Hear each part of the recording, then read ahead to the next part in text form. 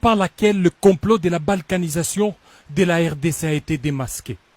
Il s'agit de Béatrice Safari, épouse de Roukoumera, coordonnateur du M23 chargé de la mise en œuvre de la déclaration de Nairobi. Tout est parti d'une simple et banale fouille, qui d'ailleurs est des routines, le 18 avril 2018 à 13 h, à la barrière entre la RDC et le Rwanda, plus précisément à Goma. Quelle ne fut pas la surprise de découvrir sur elle ces documents très sensibles. On y voit un mouvement intitulé Front pour la restauration du Congo, FRC en cycle. Et ce qui est troublant, c'est que ce front est en connivence avec les M23 et le RASOP de Moïse Katumbi Chapwe et d'autres structures avec des objectifs bien définis et des répartitions des responsabilités une fois que leur forfait sera commis. Entendez par forfait accéder au pouvoir par des voies illégales et illicites. L'arrestation de cette dame n'est pas anodine. Tenez, le 4 mai 2018, Bertrand Bissimois va écrire une lettre à Saïd Djinit pour dénoncer l'arrestation de la dame comme l'indiquent ces documents. Alors, que contient ces documents mystères? En le feuilletant, l'on se rend compte que ce document est composé de deux grandes structures politiques et militaires.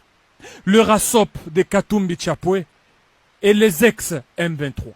Parmi les objectifs poursuivis de ces fameux fronts, c'est d'engager les révolutions, faire adhérer des membres. Déjà l'on signale l'enrôlement ces derniers temps des jeunes dans le mouvement des rébellions vers le Rwanda et l'Ouganda. Et d'autres objectifs encore, c'est de faire tomber les villes progressivement et renverser les institutions légalement établies. Revoir la Constitution, surtout la loi sur la nationalité.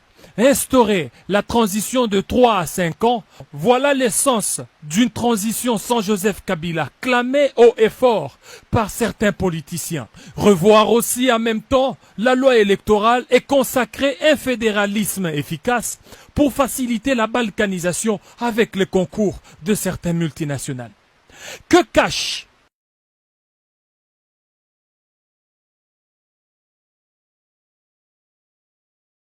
propos de deux présidents Yoweri Museveni Kaguta et le Rwandais Paul Kagame à Gisenyi au mois de mars dernier, lorsqu'ils disent qu'ils vont aider à résoudre le problème du Congo tel qu'ils les connaissent. Au mois d'avril dernier, au Soudan du Sud, Yoweri Museveni a tenu de propos discourtois à l'égard des autorités congolaises depuis 1960.